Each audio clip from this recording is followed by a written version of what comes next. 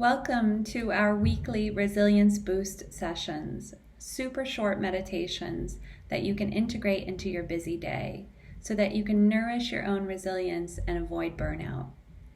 I'm Maura Mulloy, a psychologist with Thrive Emerge, an outpatient mental health center in Columbia, Maryland. I'll be your guide. This past week added a new level of tumult to the challenges that we've been facing with the pandemic and the shutdown. With all the turmoil in our country, it may have felt like an additional stressor layered on top of everything else. And when we know from the lessons of resilience, when there are additional stressors, we become more at risk for burnout. Burnout is characterized oftentimes by a sense of racing. It's really a product of the sympathetic nervous system, the fight, flight, freeze, stress response being activated. And when it's activated for a chronic period of time, it can lead us into feelings of burnout, which can be characterized by a sense of racing, sense of irritability, racing thoughts, restlessness in mind and body, agitation, anger, all sorts of these. A depression can be a product of sustained burnout. Our bodies just get so exhausted from being in this constant, chronic, sympathetic nervous system elevation response. So today's topic is on how we calm that stress response so that we can be in wise mind. Wise mind is a way of facing our challenges by integrating the capacities of our logic mind with our more emotional brain. So when we can bring those together, when we can bring conscious awareness into our emotions, we can approach the world from a space called wise mind. Wise mind being the integration of logic mind and emotional mind. So wise mind is really representing this integration, and we're going to cultivate that wise mind in today's meditation so that we can bring this more clear-headed, more intuitive way of knowing into our worlds, into the challenges that we face, so that we might bring greater clarity of mind, greater compassion, greater wisdom to whatever situation we're facing. So go ahead and find your comfortable position, one that allows you to feel supported, grounded, letting yourself just kind of feel your body in your chair, getting a little more comfortable, shaking out any extra agitation. Or you might choose to lie down. I'll ring the bell to begin today's meditation.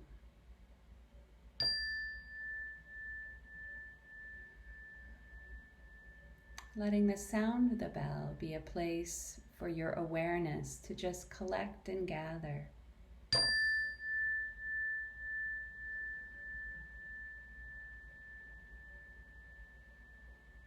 Noticing how the sound of the bell changes moment by moment, and letting our awareness just follow the sound until it fades out completely.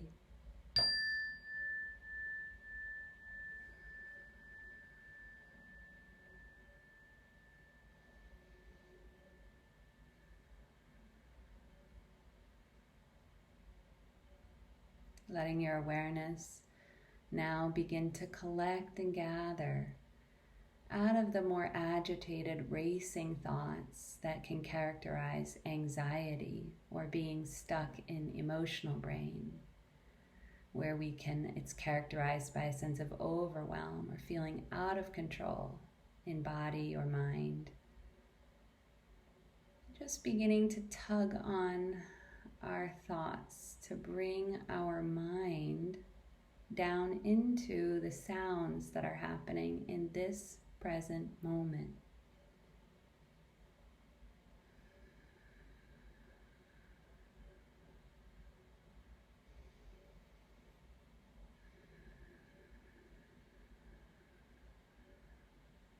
Maybe the sound of the breath that's rising and falling moment by moment.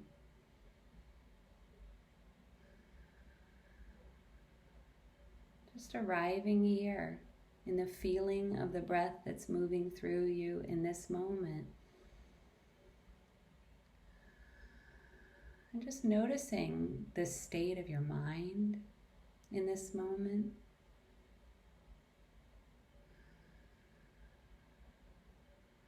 Whether restless, scattered, agitated in some way, racing.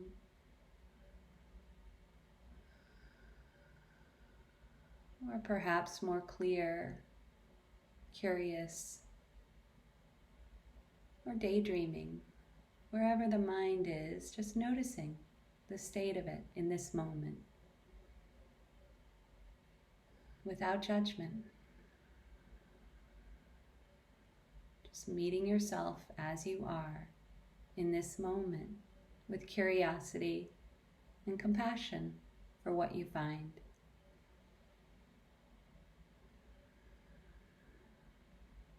Perhaps noticing the state of your heart in this moment, the state of your emotions. Emotions are often found in the heart space. We can bring our awareness to the heart space or to our core, maybe our belly as well. And just begin to notice physical sensations or the energies that are present. Emotions are really a state of energy. Anger can be characterized by a lot of mobilization, perhaps a sense of intense pressure in the heart, the chest. There's a lot of mobilization energy with anger. And if we can bring conscious awareness to anger, we can really channel it in a positive way, as a clear, conscious, mobilized force of energy.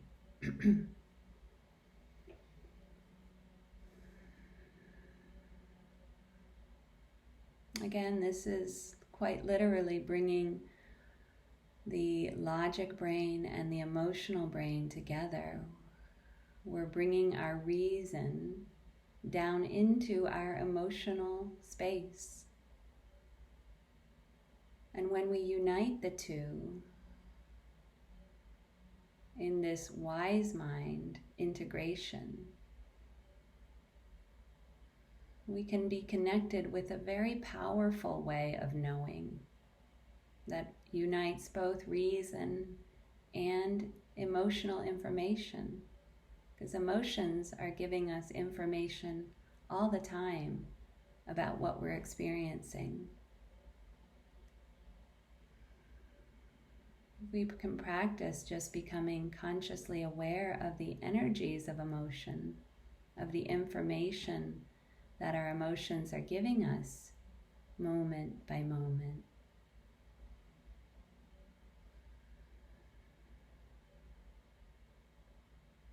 We can arrive at an inner knowing, a clarity, a sense of intuition that can really be a helpful guide for us, especially during really emotionally challenging times or intellectually challenging times.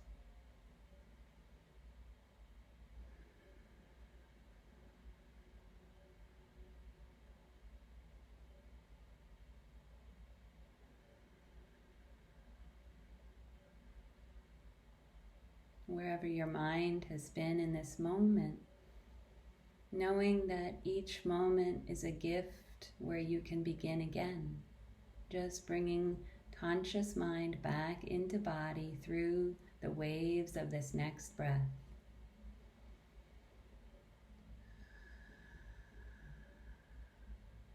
Arriving again more fully in this breath, in this body, in this present moment.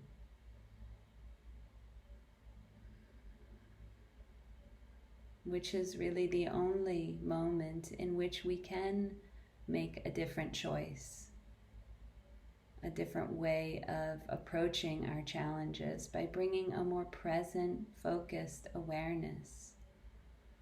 It's a really powerful way of being.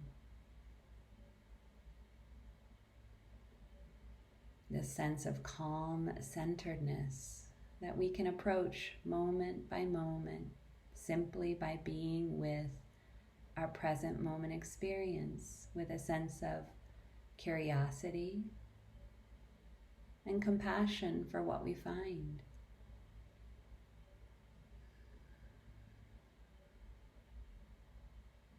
You might access a little bit more of that wise mind compassion by bringing your hand to your heart.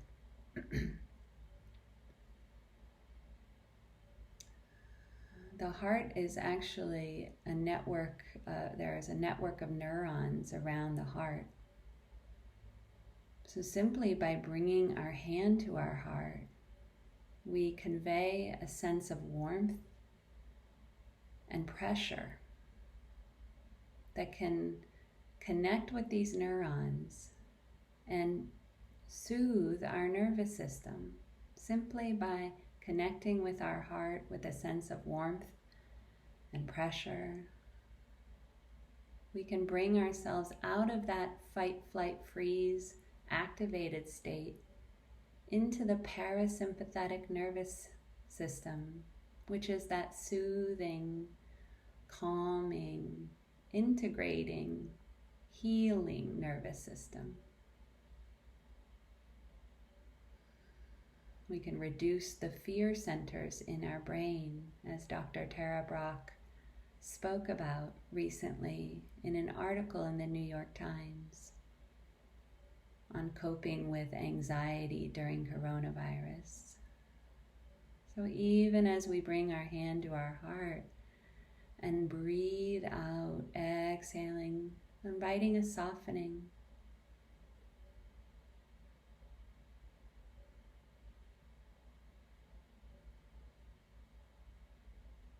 And then when you feel ready, inviting your eyes to flutter open.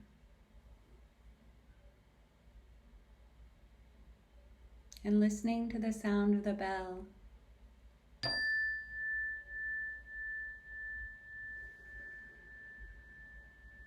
Breathing.